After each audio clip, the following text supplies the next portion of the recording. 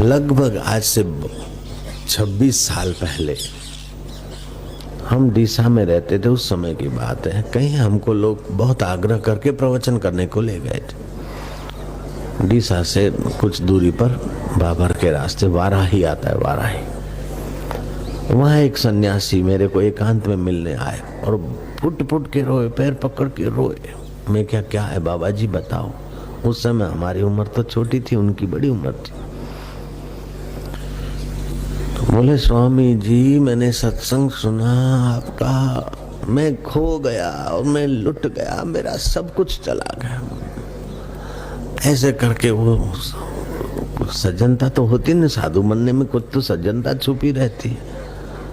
वो बेचारे हृदय पूर्वक बोलने लगे तो हम थोड़े शांत हो गए। फिर हमने उनको कहा कि स्वामी जी आपने त्राटक की साधना किया है और त्राटक की साधना से एकाग्रता का बल था आप में। फिर आप किसी को पानी में देख कर दे देते थे तो वो ठीक हो जाता था, किसी का रोग मिट जाता था, किसी का काम हो जाता था, तो लोग आपको भगवान करके मानने लगे। अब वो आपकी एकाग्रता की अवस्था या खर्च हो गया, अब होता नहीं है, इसलिए आपको लोग मानते नहीं और विरोधी हो गए। ऐसा ही कुछ है। उनकी श्रद्धा में चार चांद लगे। बोले आप तो बड़े अंतर्यामी, आप तो ये है, आप तो ये तो सीधा गणित है भाई।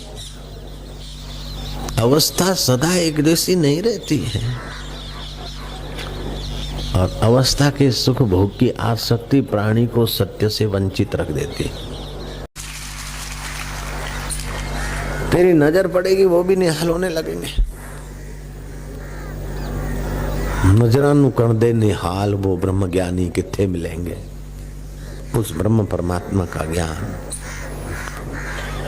सो साहिब सद सदा हजूरे, अंधा जानता को दूर। ऐसा करूं, ऐसा करूं, ऐसा खाऊं तब सुखी होऊंगा, ऐसा व्रत करूं तभी सुखी होऊंगा, इतने लोग मेरे को मानेंगे पूजेंगे तभी सुखी होऊंगा। तो ये मानेंगे पूजेंगे, जब माना पूजना में गड़बड़ होगी तो दुख भी ऐसे ही होगा। वो सन्यासी बेचारे खूब रोए। मैंने कहा स्वामी जी ये तो अवस्था थी, आपने एकाग्रता की अवस्था पाई और उसका फिर उपयोग किया, वो अवस्था चली गई। आप अब कृपा करके ये अवस्थाओं को जो जानता है उसको परमेश्वर को जानो। जब परमेश्वर को आप जानोगे तो आप उससे अलग नहीं रह सकते।